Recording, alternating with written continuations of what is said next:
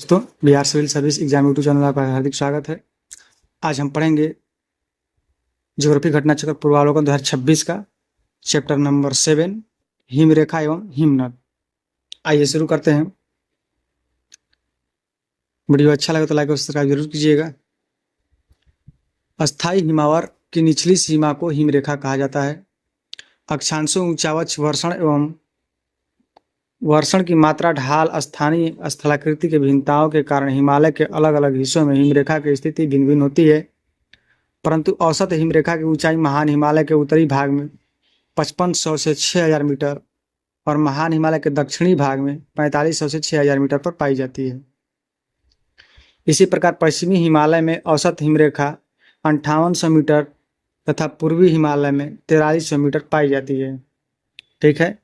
काराकोरम और अरुणाचल प्रदेश के मध्य हिमालय का लगभग 33,000 से 37,466 वर्ग किलोमीटर क्षेत्र हिमनदों से ढका है। हिमालय के प्रमुख हिमनद महान हिमनद, पार हिमालय हिमालय के पर्वतों में विद्यमान है। काराकोरम, लद्दाख और जास्कर श्रेणियों में हिमनद पाए जाते हैं। लघु हिमालय के हिमानी छोटे होते हैं, जबकि पीर पंजाल और में धौलाधर श्रेणी के बड़े हिमनदों के अवशेष मिलते हैं। पीर पंजाल का सबसे बड़ा हिमनद सोनापानी, जो लाहुल और स्पीति प्रदेश के चंद्र घाटी में स्थित है।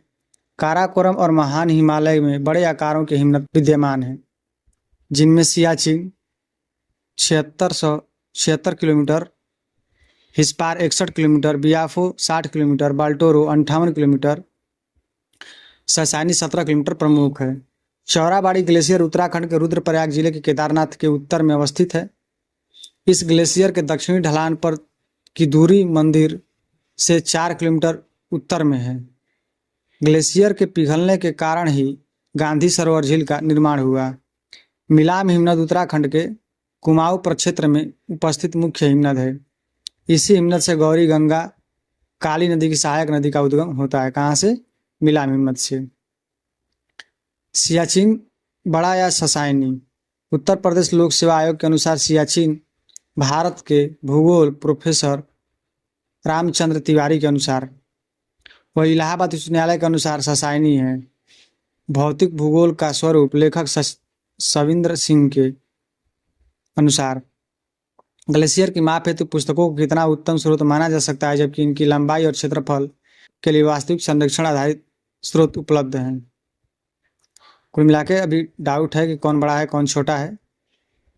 आइए देखते हैं। ऐसे स्रोत जियोलॉजिकल सर्वे ऑफ इंडिया द्वारा वॉल्यूम 3 एवं वर्ल्ड ग्लेशियर इन्वेंटरी द्वारा जारी होते हैं।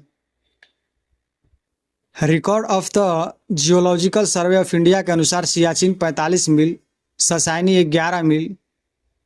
Note: geological survey of India के अनुसार ध्रुवों के अतिरिक्त सबसे बड़ा ग्लेशियर फेटचेंको ग्लेशियर है, जो पामीर क्षेत्र में स्थित है, जबकि सियाचिन दूसरा सबसे बड़ा ग्लेशियर है।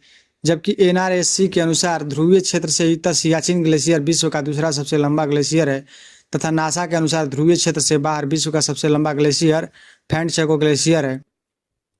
वर्ल्ड ग्लेशियर मॉनिटरिंग सर्विस के अनुसार अंटार्कटिका क्षेत्र से बाहर मालस्पीना सेवर्ट ग्लेशियर है, जो अलास्का क्षेत्र में स्थित है। वर्ल्ड ग्लेशियर मॉनिटरिंग सर्विस के अनुसार सियाचिन ग्लेशियर का क्षेत्रफल 926 किलोमीटर स्क्वायर, जबकि फेटचेंको का 700 वर्ग किलोमीटर स्क्वायर है।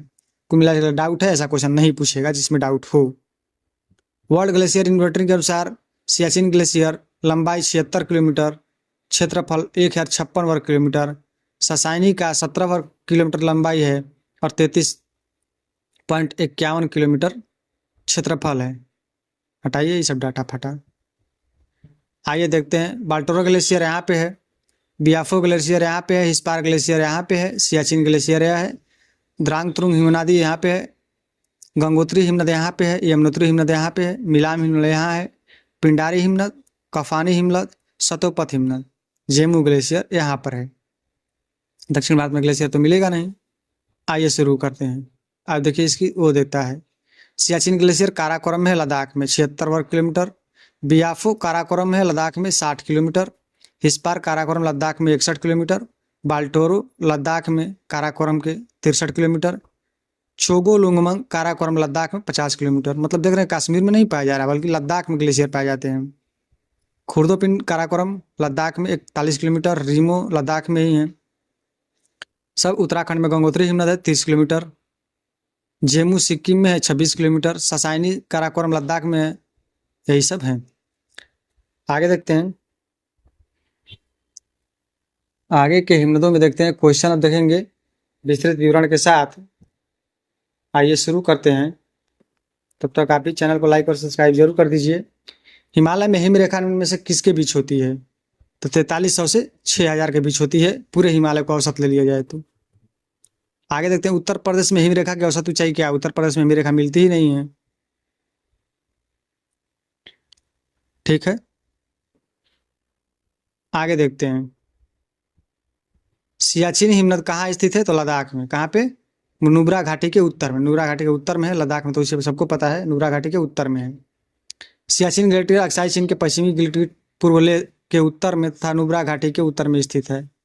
निम्नलिखित में से कौन सा हिमनद सबसे बड़ा है? तो सबसे बड़ा सियाचिन हो जाएगा। इसमें से सबसे बड़ा हिमनद निम्नलिखित में से कौन सा है? तो इनमें से गंगोत्री हिमनद हो जाएगा। निम्न में कौन सा विशालतम हिमनद है? तो सियाचिन हिमनद हो जाएगा। आगे देखते हैं, कह रहा कि ट्रांस हिमालय का सबसे बड़ा हिमनद सियाचिन। चौराबाड़ी ग्लेशियर स्थित है केदारनाथ मंदिर के उत्तर में अवस्थित है। केदारनाथ के उत्तर में चौराबाड़ी ग्लेशियर है। आगे देखते हैं, हिमालय के हिमनदों को पिघलने की गति सबसे अधिक है। ठीक है, वायुमंडलीय तापमान बढ़ने के कारण सबसे अधिक ग्लेशियर पिघलते हैं हिमालय में। निम्नलिखित हिमनद कौन सा उत्तराखंड के कुमायूं क्षेत्र में अवस्थित है? तो ये मिलाम हिमनद है, कुमायूं में। इस पे विचार करना है। बंदरपुर यमुना का ठीक है, बारागिरी चेनाब, मिलाम मंदाकिनी, सियाचिन नुब्रा घाटी। अब कह रहा है कि विचार करने पे क्या कह रहा है? 1 2 4 सही है, 3 सही नहीं था। मिलाम है गौरी गंगा। क्या है? गौरी गंगा, मिलाम। ठीक है, आगे देखते हैं।